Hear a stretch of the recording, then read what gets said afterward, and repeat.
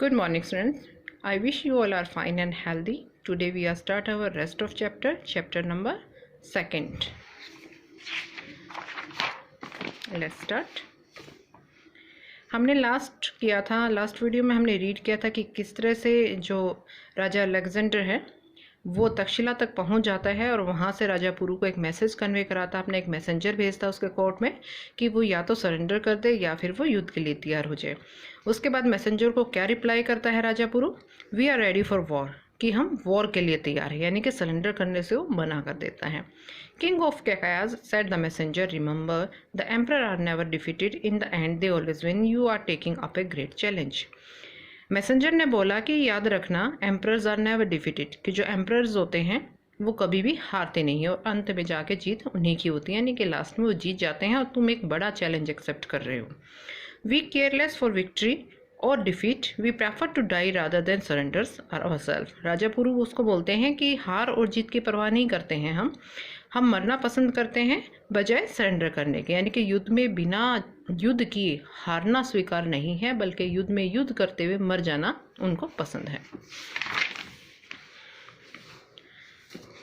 This was king पुरुज reply, ये पुरु का reply था।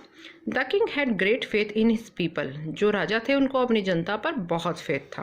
Alexander made all the preparation for war when king Puru refuse to surrender. अब Alexander जो है वो युद्ध की उसने सारी प्रिपरेशन कर ली थी जब राजा पुरु ने रिफ्यूज कर दिया था उसके प्रपोजल को। King Puru also got ready for battle, अब राजा पुरु भी रेडी था बैटल के लिए। इट वॉज समर, गर्मियों के दिन थे, and the Jhelum river was in स्पेट because the snow had melted.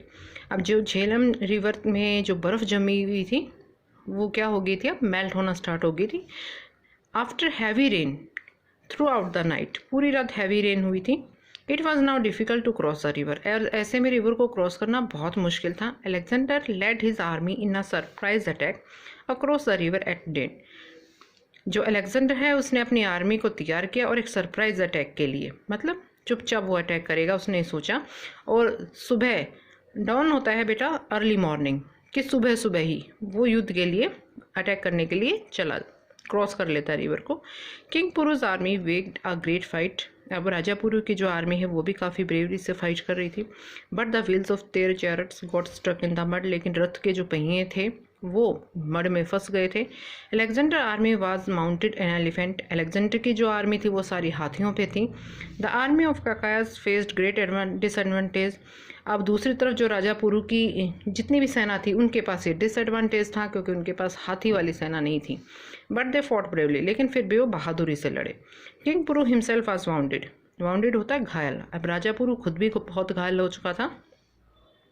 The army of king Ambhi pursued king Puru at the critical time, और इस क्रिटिकल टाइम में कि राजा पुरु घायल हो चुके हैं, अम्बी जो था उसने उनको फॉलो किया, पीछा किया। King Puru raised his spear, spear होता भाला, to strike king Ambhi, but Alexander soldiers captured him, और जैसे ही पुरु ने उसको मारने के लिए भाले को उठाया, स्ट्राइक किया, उसी टाइम अलेक्जेंडर के सोल्जर्स ने उनको पकड़ लिया। The king Puru was wounded and brought into the presence of Alexander as a prisoner, Raja Puru पूरी तरह से घायल हो चुके थे और उनको एक कैदी, प्रिजनर होता है कैदी की तरह से उनके अलेक्जेंडर के सामने पेश किया गया। Alexander looked at the tall figure of Puru, bleeding and in pain because of the wound. Alexander ने एक बड़े से फिगर वाले पुरु की, यानी कि जो पुरु था बेटा वो लंबा था और मतलब जैसे कि होते हैं ना राजा महाराजा होते हैं, बिल्कुल उसी तरह से उसकी कद काठी थी, लंबे थे, tall figure. Bleeding and in pain because of wound, घायल थे, अब घायल थे तो घाव से खून भी बह रहा था, पेन भी हो रहा था। ही saw no trace of pain on पुरुष फेस, लेकिन वो पेन उनके फेस में नज़र नहीं आ रहा था। Now nor was there any trace of fear, और ना ही कोई डर उनके फेस पे नजर आ रहा था। Alexander were highly impressed by king Puru, यह देख के जो अलेक्जेंडर है वो काफ़ी इम्प्रेस्ड हुए उनसे। अलेक्जेंडर सेड, अलेक्जेंडर ने कहा, I have fought many battles and conquered many territories, कि मैंने बहुत सारी लड़ाइयाँ लड़ी हैं और बहुत सारे टेरिटरीज को कंक्वायर्ड किया, वॉन किया है। But I have never come across a king who was so brave and hero as you are, लेकिन वो कहता है कि मैं कभी भी तुम्हारे जैसे राजा के पास नहीं आया हूँ जो इतना ब्रेव और हीरो की तरह से है। Tell me how I should treat you, मुझे बताओ मुझे कैसे ट्रीट करना चाहिए तुम्हारे साथ। What should be my conduct towards you, कि मैं क्या करूँ तुम्हारे प्रति, मेरा बिहेवियर क्या हो, कंडक्ट होता है behaviour. You should treat me as one king would treat another king, sent King Puru with all dignity. डिग्नी होती है पोलाइटनेस। अब राजा जो है पुरु वो पोलाइटनेस के साथ उसको बोलता है कि तुम मेरे साथ वैसा ही ट्रीट करो जैसे एक राजा दूसरे राजा के साथ करता है। There was a tone of self respect in Puru's voice. यहाँ पे पुरु की जो वॉइस थी उसमें एक सेल्फ रिस्पेक्ट की का टोन यहाँ पे नज़र आ रहा था। दिस प्लीज्ड अलेक्जेंडर, यह देख के अलेक्जेंडर बहुत खुश हुआ। He freed Puru and gave him his kingdom back. उन्होंने उसको फ्री कर दिया और उनका जो किंगडम है वो वापस कर दिया।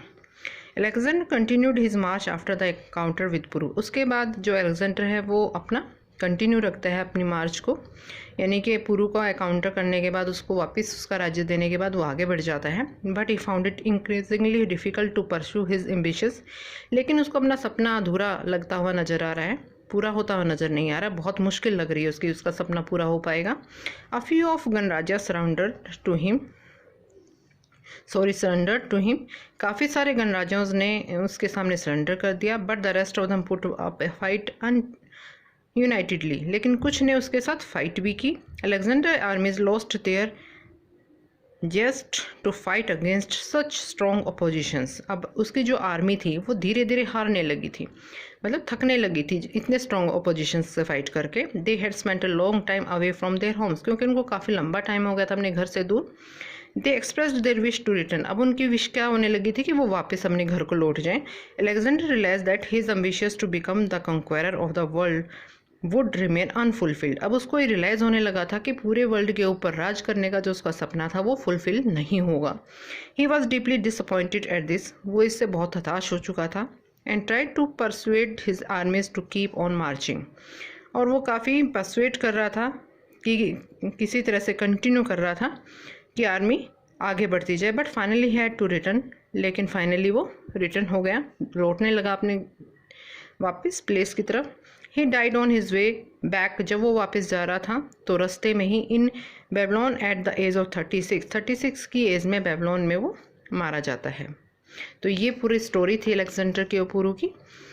न्यू वर्ड्स, वर्ड मीनिंग और क्वेश्चन आंसर्स आप फेयर नोटबुक में अटैम्प्ट करेंगे। बाकी जितना कॉम्प्रिहेंशन पैसेज है इसका वो सारा बुक में अटैम्प्ट करेंगे। Clear? Stay home, stay healthy. Thank you.